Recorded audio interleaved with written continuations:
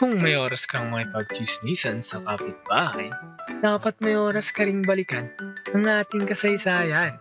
Dito sa Revive and Render, ikukwento ko sa iyo ang tungkol sa isa sa pinakasikat na lugar sa Baguio at kung anong naging parte nito sa mga naging presidente ng Pilipinas. Let's go!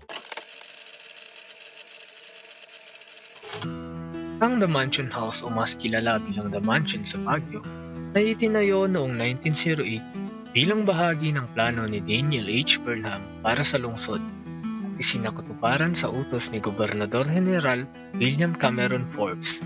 Dinisenyo ito ng arkitektong si William E. Parsons batay sa paunang plano ni Burnham at nakabatay sa aesthetic ng City Beautiful movement.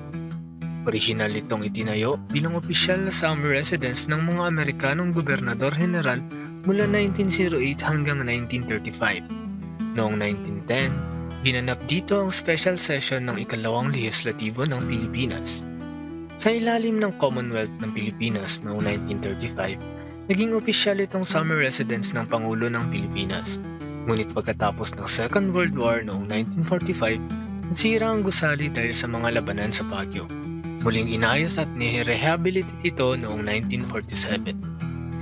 Pagkatapos ng rehabilitasyon, ginamit ito bilang venue para sa mahahalagang international na pagpupulong, bilang ang session ng United Nations Economic Commission for Asia and the Far East noong 1947, ang session ng Food and Agriculture Organization noong 1948 at ang unang pagpupulong ng Southeast Asian Union noong 1950 na tinatawag ding Baguio Conference of 1950. Makikita ito sa stone marker na nasa gate ng The Mansion.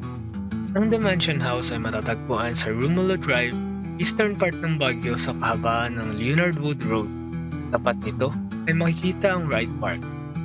Sa mga sumunod na dekada, nagsilbi itong summer retreat at working office ng Pangulo tuwing bumibisita sa Baguio. Noong September 8, 2024, sa kauna-unahang pagkakataon, binuksan ang The Mansion sa publiko bilang Presidential Museum na nagbibigay daan sa mga bisita na makita ang mga alaala, larawan at kagamitan ng mga nakaraang Pangulo.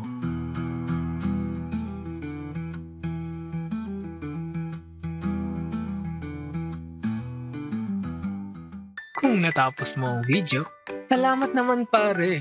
At gusto ko ring marinig ang komento mo tungkol sa The Mansion House ng Baguio City.